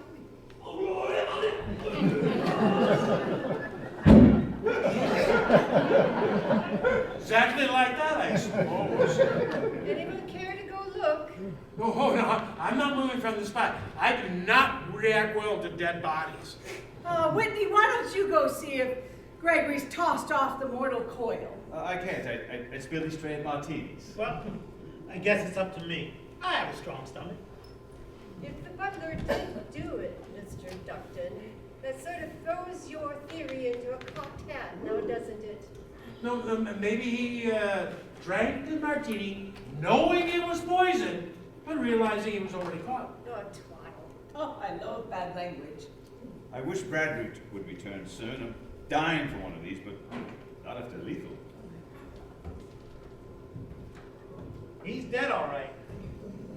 Well, now, things are bustling, aren't they? 2 down and 5 to go. He looks terrible. I mean, he was all twisted up like a pretzel. You know, when I get somebody poisoned, I just have them grab their throat and fall dead on the floor. Oh no, this must have been agonizing. Anyone want to take a look? No. You better not. We're running low on brandy. Jessica, smell this glass you drank out of. If the murderer had any sense at all, he would have used odorless. I always use the odorless. Oh, it smells worse than moonshine. Now smell the others. What'll that do? Tell us whether one drink was poisoned or all of them. They smell fine. Good, we can drink them. No compassion at all? I mean, first Miss Summers and now Gregory dead. Well, that's the past, old boy. It's the future I'm thinking of, and I can see you drinking mine. Here, cheers. If only one of the drinks was poisoned, then it didn't matter who got it. I mean, the murderer didn't care which one of us drank it. Well, it couldn't have been any of us. I mean, we were here all the time. We're all suspects. Have we kept a strict eye on each other? Of course, darling. Wrong. After Brad and I took poor Summers upstairs, we washed up afterwards, separately, of course. And you went out to get the brandy when poor Rodney collapsed, and Mildred went out to the ladies while Rodney was thinking of taking over the questioning, and, well, there we are. Well, then, obviously, I'm exonerated. No, you were hovering by the tray when Gregory brought the drinks in. You could have slipped something in then. Well, for that matter, so could you. Well, now that you bring it up, yes. So, any one of us could have slipped something into the drinks or into the glasses before the drinks were mixed. Marvelous. Now I think we're all in the running. Well, what do you expect? It's too early to figure out who's the guilty party. Well, what about the name? Jane, hadn't we better tell her? Nah, she'll find out soon enough. How? Like that. She was bound to stumble over him sooner or later. Help! Something terrible! That's happened. It's a trite line, Jane. Yeah, we all know Gregory's dead. He's just lying there in the pantry. And you are properly hysterical. Good girl. Why don't you come with me, and I'll make you a nice cup of tea. First Miss Summers and now Gregory. Oh, you don't have to sum it up, dear. We can add. Okay. Yes. Now, carry on, everyone. I'll be right back. Now, pick up your feet, all right? You stumbled over him once already. Big, giant step. There you go. Mildred seems awfully calm about this, doesn't she? We don't have us pitting us once against the other now. Those things are so boring. Well, then there must be someone else on the island. Shouldn't we go out and search for him? Him or her. Always say him or her. Never narrow the playing field too soon. Then we ought to go search the island. It's useless. Why? It always is. If you never even paid any attention to earlier genres like Mildred's and mine, you know that we are here all alone. But hadn't we better make sure? I suppose you're right. It won't take long. All right, then let's go off in different directions and scour the place. All right, look. Whit, you go that way. I'll go that way. You go north. And Jess, you go upstairs. Oh, good. I won't scrape my heels on the rocks. These are Ryan Miller's. All right, ready? Go! Wait, where are you all going? For this young fellow thinks we need to search the island. Oh, waste of time. Of course, we're all alone here. I know that. The Olives know that. And you know that. But he doesn't know that. Well, then we'll have to prove it to him. Where do I go? Oh, you go to the wine cellar. Oh, I'll trade with you. I'm giving out the assignment to you. Ready? And go! Which way is north again? That way. I wish someone would take care of this body.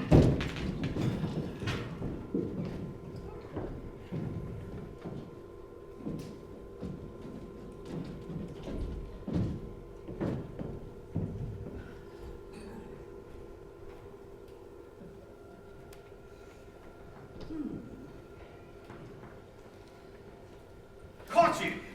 Oh, Whitney, Olive, don't you ever do that to me again. I knew you'd come right back here like a humming pigeon. What about you? I hate solitary alcoholics. Well, all this searching business is ridiculous, but we do have to keep the young generation happy.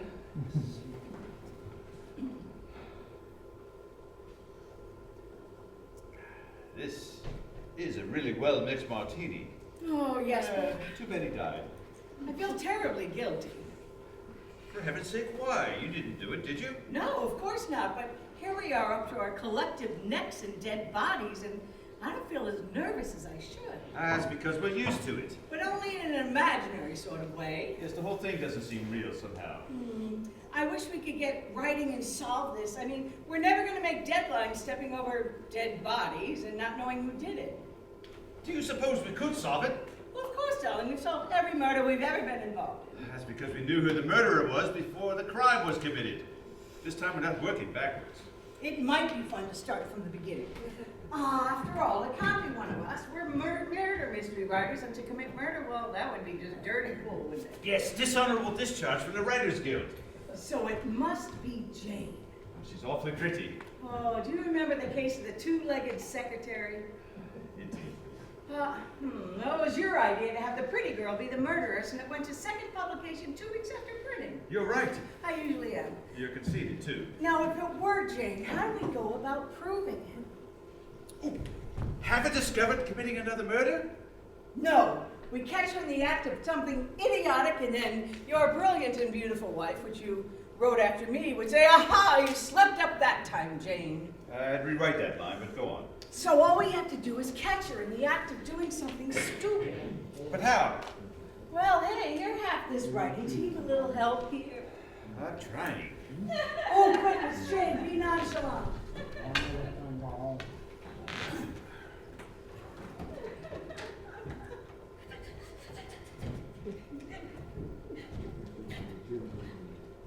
You look so nonchalant. Oh, thank you, darling. I wish I could be that calm, but every time I come out of the pantry, I have to step over Gregory.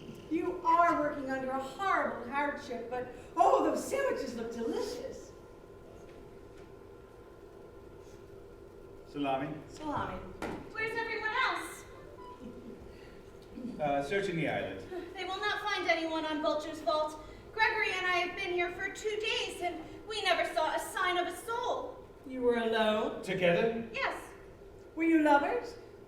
of course not. What a thing to say. You're letting your imagination run away with you. Well, we always had a bit of sex in each of our books, didn't we? How well did you know Gregory? We never met until we got on the launch to come here. You see, I've been out of work because I've been ill. Up until last January, I worked for Mrs. Plato Andradonk. We never met her. A truly kind woman. She paid for all of my hospital bills. And did she take you between her houses from Newport to New York? Oh, yes, indeed. And did she take you out on her yacht? Oh, yes, indeed. Aha! You slipped up that time, Jane. Oh, no! I told you I'd rewrite that line. Well, don't you see, Whit? Mrs. Plato Undernut doesn't own a yacht. She gets seasick in the bathtub. Haha, that's where you revealed your true self. All right, I did it. I killed that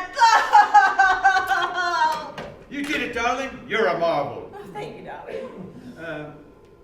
What's wrong with her? Well, we stopped imagining we're writing. I suppose she stopped, too. Are we supposed to leave it like that? Well, it's the end of the story. Let's close the book. But that's not how it would end if she really did commit those 2 murders. Probably not. Yes, Wait, what? Oh, what the hell? if she really did commit those murders, she would do something desperate, wouldn't she? Oh, boy. You're damn right she would. I don't like this at all. You stupid fools, of course I'll do something desperate. Well, I'll kill the 2 of you. No, you mustn't. That's like shooting the hand that types you. I agree wholeheartedly. You first, Mr. Olive. If you got anything to say it fast. Okay. Can I have another martini? Oh. Here it comes. Okay, stop right there, both of you. I'm half this writing too, and I say stop. Okay, that's better. Whit, come over here. What went wrong? Well, we finished the story, all right, but we had a few extra pages. Do you suppose this would happen if we were writing about real murders? Possibly. Well, I have to say that I do not approve of or get any delight out of real murders at all. I think we should just go back to our martinis and shut up. Good idea. Oh, we were right about one thing, though, darling. I'd like to know what. It has to be, Jane. There's no one else it could be. Oh, that's too obvious. There's got to be a plot twist somewhere. Stupid waste of time. I mean, there's nothing to discover out there. Not even a decent rock formation. Don't worry, Rodney. At least we kept the impetuous young author happy. Guess what I found in the wine cellar? Wine? Ta-da, Merry Christmas. Hardly surprising. My calendar watches. It looks as about as old as your original horror story. And much more tasty. Hurry up, Mildred, open it. Let's have a toast. Oh, any idea what to do? Our partnership, of course. I mean, we've come up with some marvelous plot points already. You are really cold-blooded, aren't you? What do you want us to do? Bury them both in the same hole and have a double tombstone that says, "Here lies 2 plot points"? You don't find anything? Yes, an old bottle of decaying wine. I have to apologize to all of you. I mean, you were right. The island is deserted. Live and learn. Now, if everyone would listen to me for a moment, I suggest we bring Jane back in here and give it a 3rd degree, you know, under a bare bulb while we sit around chewing gum and cracking nuts. But if it isn't Jane, it must be one of us. It's impossible. Oh, Rodney, you've been consistently wrong all evening. What do you mean? I just found Jane with her head in the oven and the gas turned on. Dead? She wasn't making an apricot upside down cake. Good God! That's a stupid line, Brad. Say something more pertinent. Did you turn off the gas? Now that's pertinent. I think that we should start solving these murders. Before you know it, we'll all be dead. That's what happens in those books written by that woman, Agatha, whatever. Christie. Yes, that's her. Let's take her theories and start with them.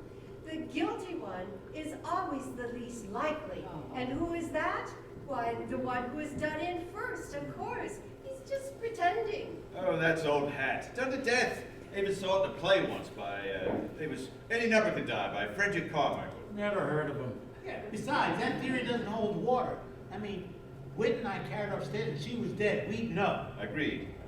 Well, so much for Agatha Christian. Christy, dear, Christy. She'll never last. Well, it could still be one of us. How? Well, we spent the night in that dreary hotel on the mainland. Any one of us could have rented or stolen or a launch, putt-putted over here, killed Summers, putt-putted back, popped urine in their eyes just in time for breakfast, and no one would know the difference. Very true. Except for Whit and I, of course. We're still married and we sleep together. Couldn't be us. Well, actually, one of us could have slipped the other a sleeping pill and then got out and done it. All right, so now that you've established any one of us could have done this, what next? Maybe we should just say what's on our minds, and maybe we'll hit on something. My mind's on. I know, another drink. Brilliant deduction, my dear Maxwell. How about you, Mr. Benedict? We don't know what you've been thinking. Well, Come on, speak up. If I was to say what's on my mind, I'm sure none of you would agree. I was trained to think in a different era of time than you all were. See, if I were like my heroes, I'd go back in time before we all went to search the island, before Jane was killed. If I was like my heroes with their electronic equipment, this little thing is a honing device. I'd have planted one on each person, and then, with this innocent-seeming pen, I'd listen in any conversation they might have had. That's what I'd have done. Then, when they went to search the island, ready and go! Which way is north again? That way! I wish someone would get rid of this body. Now, to use this innocent-seeming device to listen in and hear what's going on. For that peppy feeling, use Blood Pep every morning. It's time to stop being dead. Sorry, wrong channel. I thought I'd never get you alone. That's Jane's voice. I've got the plans, but we better not be seen talking out here. Even those stupid authors might suspect something. Who's she talking to? Meet me in the living room. I've got the plans hidden away in a book. No, not here. Save the romance for later. Oh, all right, if you insist. Those spies are all the same. Now to find out. Oh, wait, That's here, the living room. I'd better go and conceal myself. Find out who the master spy is.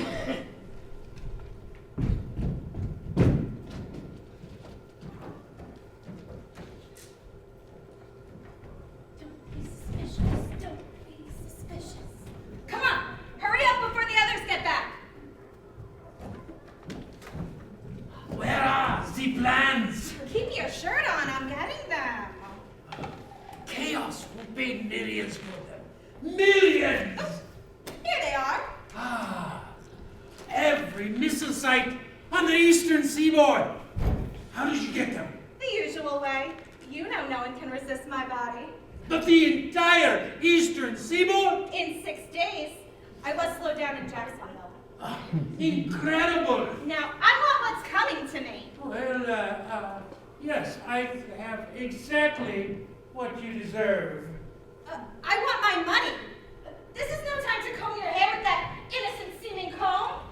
You have outlived your usefulness, my dear. No!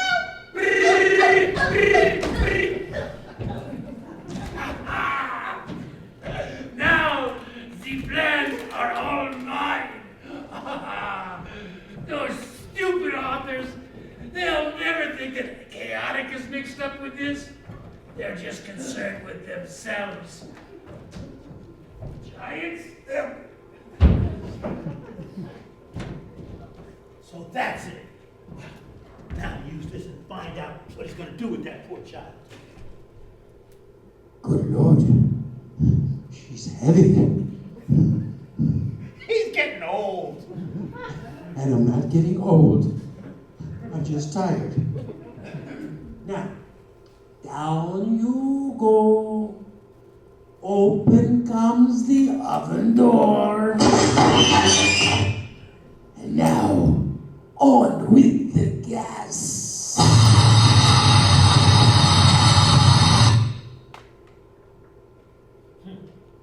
Now for the showdown. See, the way I write it, I get the plans back and I capture Rodney Ducton, master spy. You see, reality isn't so different from imagination. Now get these plans onto microfilm on dot. Did you find anything on your search of the island, Mr. Bradford? Never mind the act, Rodney. Give me the plans. Oh, of course, Brad Benedict. But first, let me comb my hair. Don't pull that innocent seeming comb on me. See this?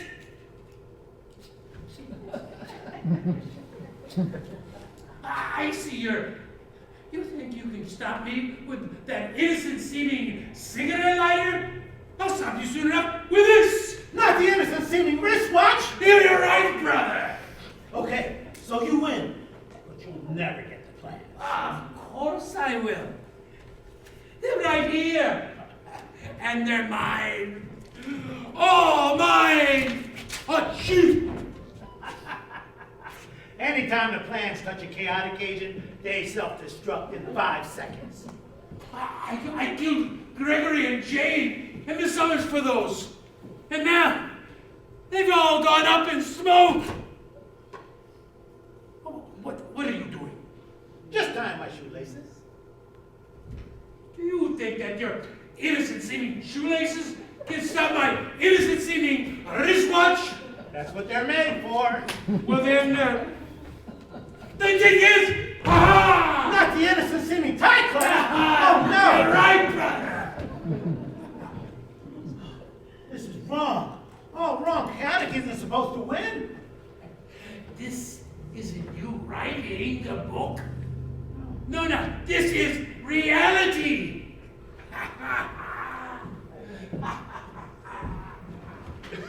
No. Bradley, Bruce Benedict, it's not a good idea to say what's on your mind. I mean, of course, Rodney may be the murderer, but he's old, senile. His mind may have snapped. Oh, stop it! Anytime someone says who they think the murderer is, that person gets killed. So I'll just say nothing. That way, I'll stay alive. Because they're not going to kill me because I'm not going to open my big mouth and everyone know what I think. Mr. Benedict. What? Brad.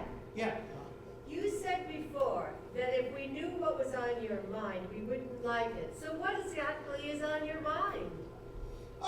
nothing, not a thing. Just as I thought. But, can make a prediction. Oh, well, go ahead and make it. Rodney, you're next to be killed. Well, that's not a polite thing to say. Nevertheless, it follows the pattern. What pattern? Well, I'd rather not say. Oh, if you know something and you're not sharing, that's cheating. We're supposed to be collaborating. Get this. This is the first book I ever wrote. This is no time for narcissism. Why did you say that I was going to be the one killed next? Because you are.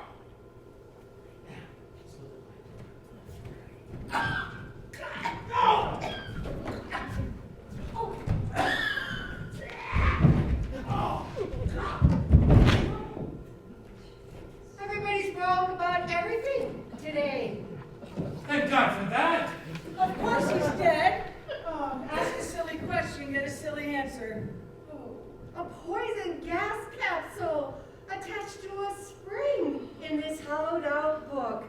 Oh, ingenious. The murderer knew that it was foolproof for Brad. But why? You know, any one of us could have opened up that book. Not this book, dear. This was Brad's first, remember? Lightning Cube. Oh my God, it was awful. Well, he got better after that.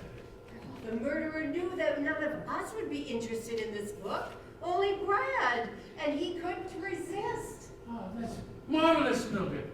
Hey, your famed deductive mind works even when you're not writing the story. Keep going. All right, but I can't think with that body messing up the living room. Well, there's two gentlemen left. Would you please remove Mr. Benedict? Where to? How should I know? Well, Jane's upstairs. The others. Jane's in the kitchen. Miss Summers is upstairs. And Gregory's in the pantry. Maybe we'll put him there because it's closer. Here, God. Watch his head. All right, giant step. Things are really getting exciting now, aren't they? I must admit to feeling a trifle nervous. Oh, rot. We're finally getting to the nitty-gritty. This is where I shine. I'd rather be solving this on a comfortable lounge on the mainland. Then we'd only have to come back.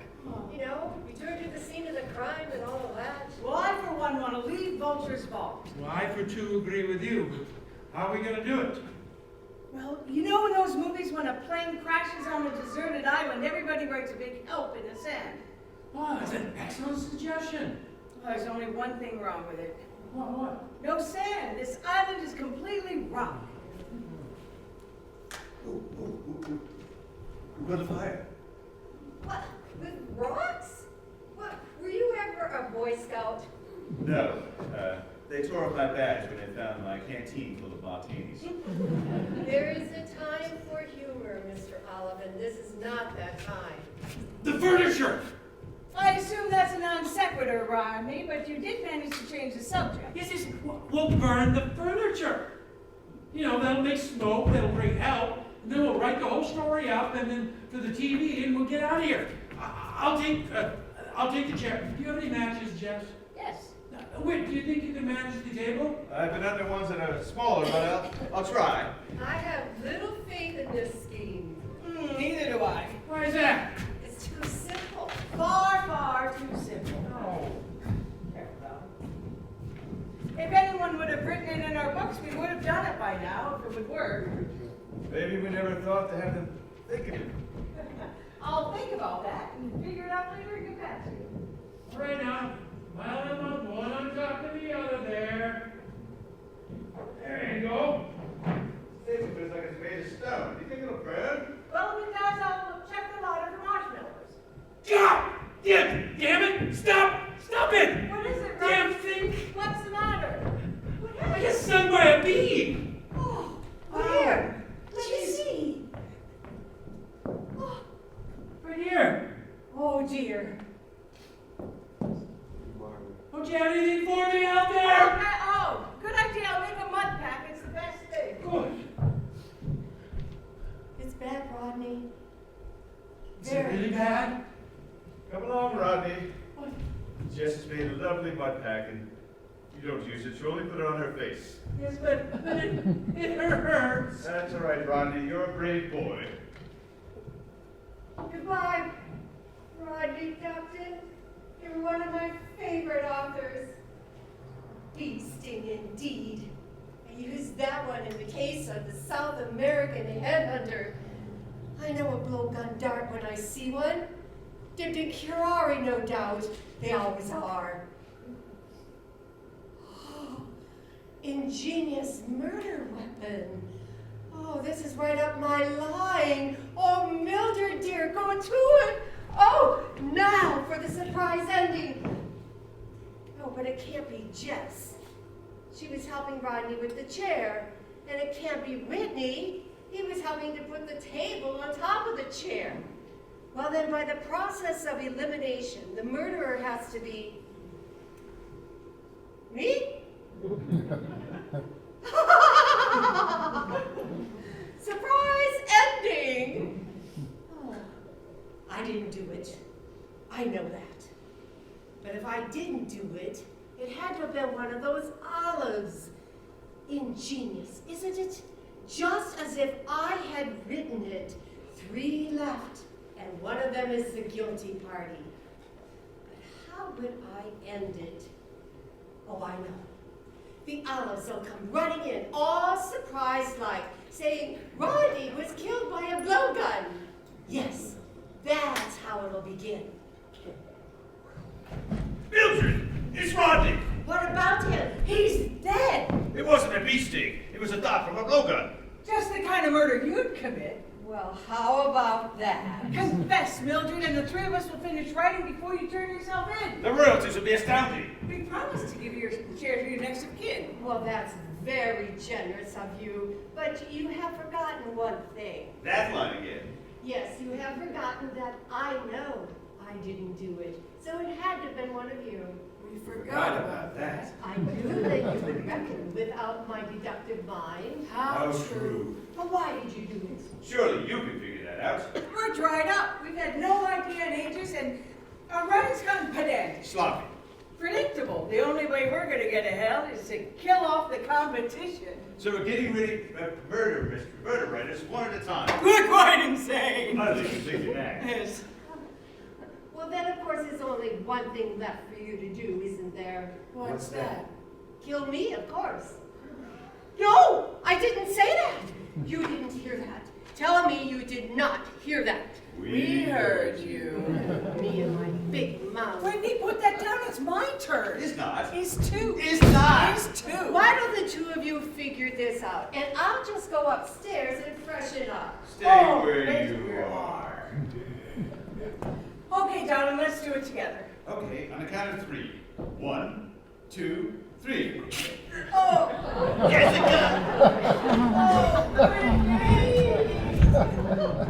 Surprise ending!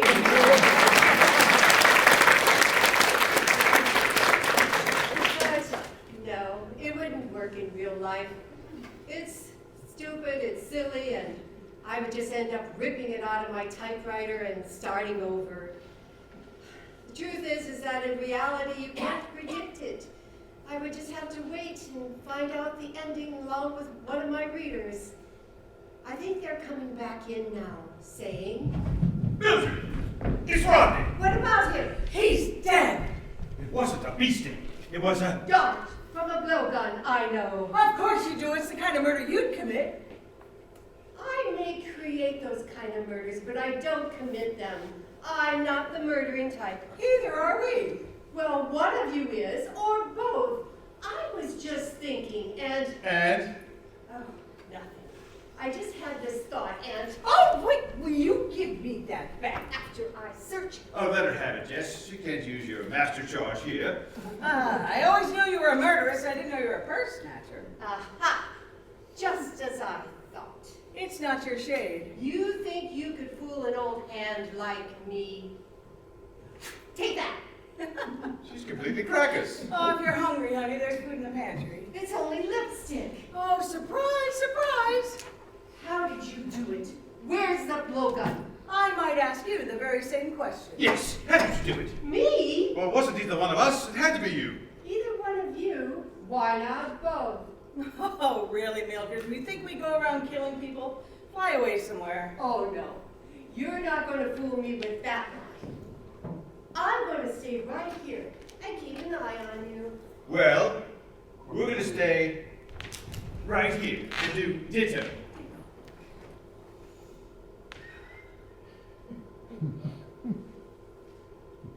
Oh, how long before one starves to death? Oh, I've died of thirst long before. Well, I, for one, am not going to waste any more time. There's money to be made on this situation, and I'm going to get it. I'll break into the magazines, serial rights, and then movie rights. Well, this will be my best money maker yet. I think I'll call it A Night of Horror. It's not over yet. Unless you're gonna finish it in jail. Damn it! This typewriter doesn't work. Oh, you are old-fashioned, Mildred. That's electric. Oh. Thank you. Where's the button? Well, go ahead. Don't let us disturb you. Oh, you seem rather over-anxious for me to start typing. Aha! Ingenious! What now? Electricity! You wired that typewriter to electrocute me! Well, really.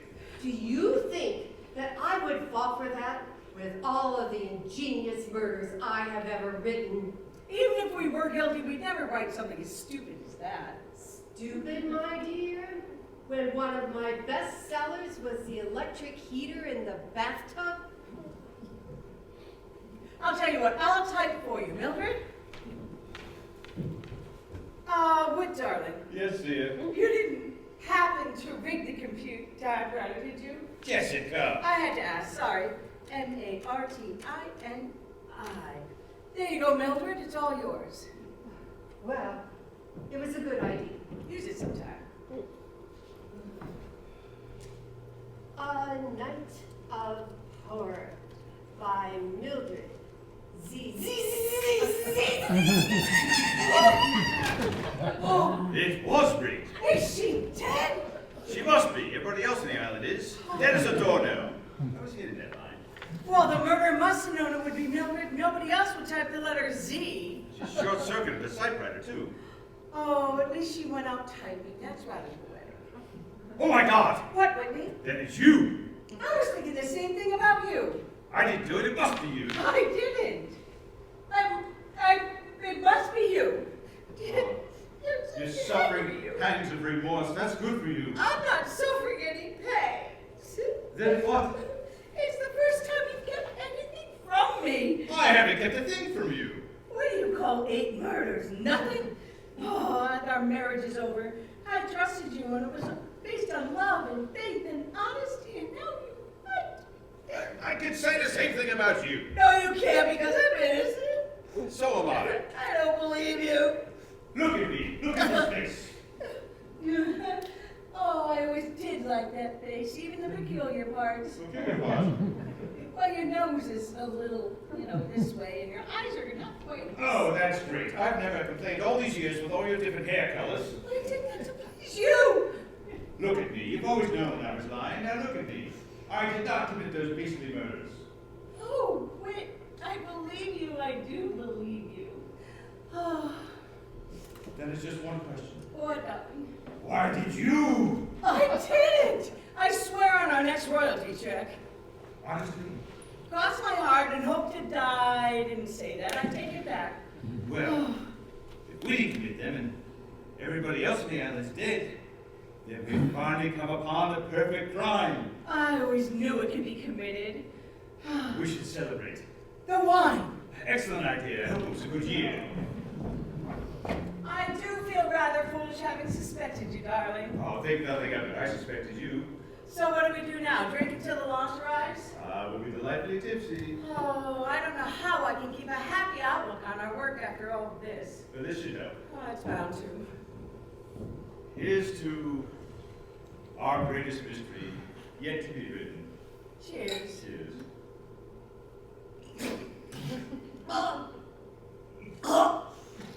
Oh, this was not a very good year at all. It wasn't even a good month. I think it was made of grapes or onions. Bitter and acrid? Where did I ever hear that before? The case of the poisoned corpse, remember? That's right. The wine was bitter and acrid. Oh, Whitney! Jess, the murderer knew we were going to drink this wine. Oh, damn. Don't be too upset, darling. Oh, At least we're going together. it's not that, darling. It's just we're never going to find out who did it. Oh, that is rather upsetting. It's like getting to the end of a mystery novel and having it say, guess who? Maybe we'll find out in the great library in the sky. Oh, do you think they'll have all our books? Bound in gold leaf. And every Sunday we'll be on the bestsellers list of the New York Times. Heaven. Oh, exactly. Well, I can't wait. I want to know who did it now. So do I, darling. So do I. What's that? Oh, we're gonna get our wish, but somebody's coming. Oh, I'm too tired to turn my head. Oh, stop dragging your feet and get in here. Here I am. Jada Summers. What a bore. Don't you like it? It's been done to death. The first one killed is the murderer. Oh. I could have sworn you were dead when we carried you upstairs. I was. Jada Summers was dead. Low science fiction. I am Ada Summers. Oh, don't. It's even worse. Oh. The twin sister. That's correct. Oh, it's dirty pool. Such dirty pool. Once you two are gone, I shall have done it. Create Why? perfect crime. Why? Because my sister Jada had everything. I had nothing. Oh, I bore long speeches. They're so long and boring. But it's my right. Every murderer gets to tell how they did it, step by step. Oh, and you thought you'd do your sister one better? Committing real murders. Oh. Oh, Whit. I can't stand any more long speeches. Hear me out. Why, we did write these, but I'm done. I'm not going out now. Oh, no. Wait. I have a murder struck out. Not this time, old girl. Sorry to spoil your fun, but that's the way the ball bounces. Ah! My murders! I have committed history tonight. I have committed the ultimate crime. This is the perfect murder! Oh, I don't think so. It lacks any real punch at the end. Rewrite. It's a tremendous rewrite. I think it's excellent. Miss Summers, you don't know anything. We are the experts. Everyone come in now. The suspense was terrific. Well, the characters weren't that great, and I gotta say, it's really impossible to combine all these styles into one coherent work. Well, I heard everything off stage. I think still that we ought to have Jack Club come in after the first murder. No, Maybe we Jack should make Club with is that out. from the CIA. Oh, no. People are tired about that. Aren't you? Not me, darling. They think we're still on the island.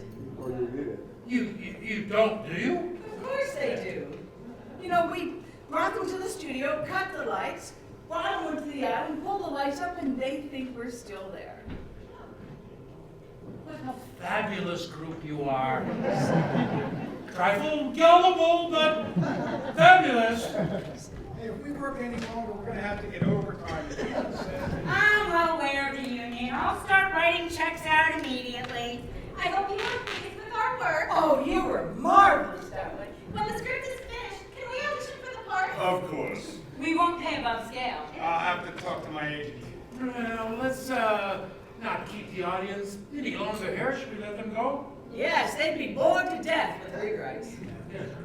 Thank you all very much for coming. It was your reactions were a great help to us. Now, before we came in here this evening, we stopped at the restaurant, went to Doyle's, and we all thought that the best thing to do would be to pretend that we were on the island. Now, Miss Summers thought it was a good idea, and she turned in a reasonably good performance. I used to do a little community theater work. You think the audience got their money's worth? Oh my gosh, 8 murders? What do they want? World War III? Now you can go home and don't worry about a thing. Murder only happens in books and in scripts. It doesn't happen here. What's that?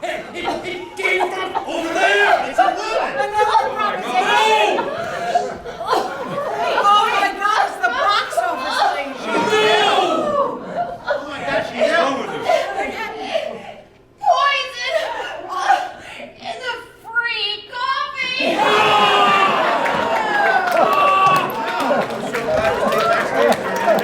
I know who did it!